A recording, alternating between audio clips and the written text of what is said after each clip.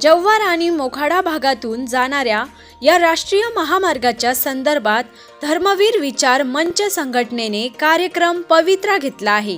या महामार्गाला आदिवासी समाजाचे क्रांतिकारक भगवान बिरसा मुंडा यांचे नाव देण्यात यावे अशी मागणी संघटनेने केली आहे। महामार्गाला भगवान बिरसा मुंडा यांचे नाव जोपर्यंत दिले जात नाही तोपर्यंत हे आंदोलन थांबणार नाही असा इशारा संघटनेच्या पदाधिकाऱ्यांनी दिला आहे। या मागणीसाठी मंत्रालयीन स्तरावर तातडीने बैठक घेऊन निर्णय घेण्याची विनंती करण्यात आली। या महामार्गाच्या कामात सुमारे 250 ते 300 घरे बाधित होत आहेत। यापूर्वीच्या प्रकल्पांमध्ये जमिनीला अत्यल्प भाव दिला होता, त्यामुळे जव्हार वासियांमध्ये संतापाचे वातावरण असल्याचे धर्मवीर संघटनेच्या पदाधिकाऱ्यांनी सांगितले।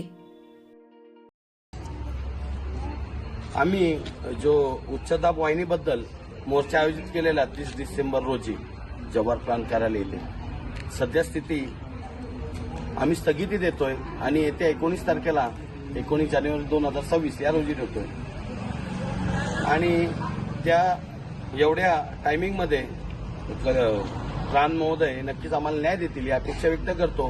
पण आज एक विशिष्ट अशा एक आंदोलनाचं आम्ही निवेदन सादर करायला इथे आलेलो की जव्हार मोखाडा इकडनं NH 160A हा महामार्ग जातोय, याच्यात 250 ते 300 घरं बाधित होतात। आताच आपण बघितला एक उच्च वाहिनी दाबचा प्रकल्प गेलेला आहे, जव्हारमध्ये खरेदी विक्री झालेली नाही आणि अशा 244 किंवा 188 रुपये चौरस मीटर भाव देण्यात आला।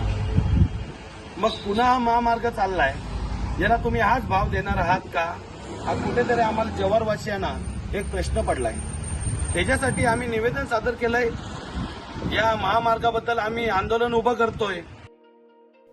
पालघर जिल्ह्यातील जमिनीला जो सर्वोच्च भाव दिला जातो तोच भाव जव्हारमधील बाधित शेतकऱ्यांनाही देण्यात यावा अशी मागणी करण्यात आली।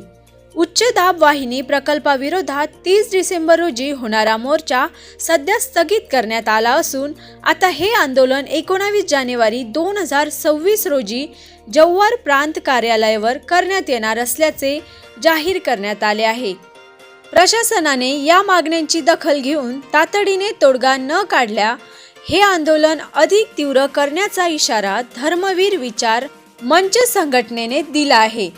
आरबी न्यूज साठी पांडुरंग भांगरे, मोखाडा।